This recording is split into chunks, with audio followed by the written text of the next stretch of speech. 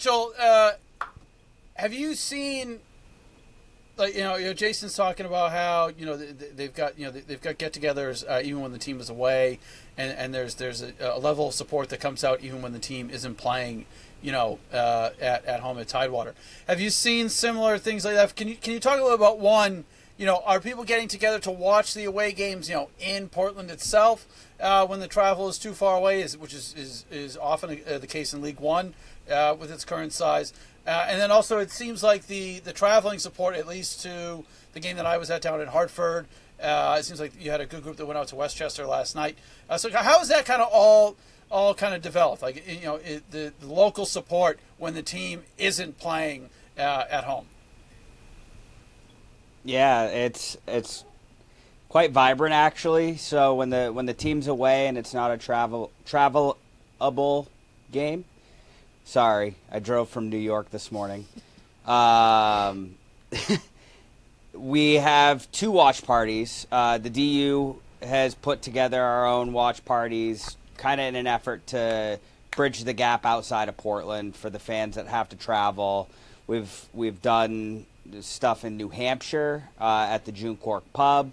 We've gone further north. We had a watch party that was just like DU members from the county that got together. There was like 25 people up in Presque Isle at a bar getting the game on 5-6 hours north of Portland. Yeah. So the support is completely statewide. And then the traveling is really cool to see because Maine is pretty unique, and I think it's pretty similar with most of New England, or at least smaller towns in New England, where if you're on vacation and you notice a shirt that, like, from New England, like, you start up a conversation, and it's a small world.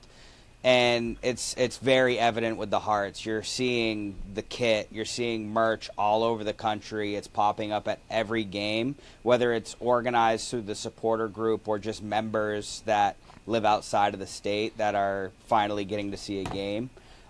It's really, really cool to see that kind of spread across the country, especially with how geographically demanding the USL is right now. And then the traveling, the big ones were Naples. We had about 75 of our own members. There was about 200 total Hearts supporters for the first league match. Obviously, the Jägermeister Cup matches have been easy to get to, seeing our New England counterparts. Really, really exciting taste to what New England soccer could be in the next couple of years. So really thankful to experience that in person.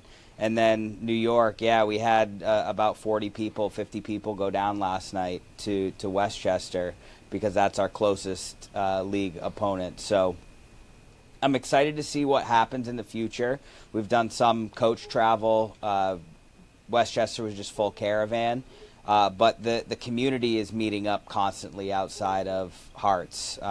We do a bi-weekly band chant practice and a DU member social. Recently we just did a family friendly beach day, so like the DU parents could have a place to bring the kids, and it's not about the game, it's just about building that community and getting to know each other because it's growing so fast. Our first game in Lewiston, we had about 150, 200 members. We're about to surpass 700 paying supporter group members in Portland. And 700? 700, and it's global. We have members in Germany, we have members in the UK. It's surpassed my wildest expectations what's going on, and I'm really excited to see what the future has, because I really feel like this is a pretty unshakable fan base up here. Yeah, 700 is that's crazy. I don't know, but I would imagine that's either bigger or very close to bigger than the 2 supporters groups down in Foxborough, but 700 is nuts.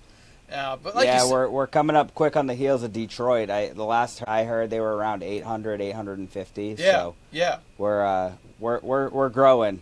Yeah, hopefully playoffs help that. Yeah, no, well,